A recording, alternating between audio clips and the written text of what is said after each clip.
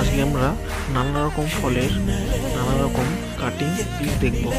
এখানে যেমন তরমুজের ফলটা কাটা হচ্ছে, দেখুন কত সুন্দর একটি লাল তরমুজ,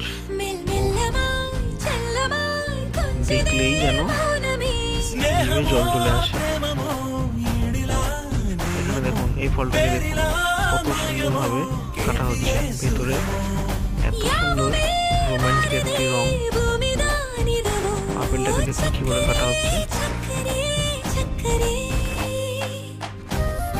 দেখলে পরে খেতে ইচ্ছে করে।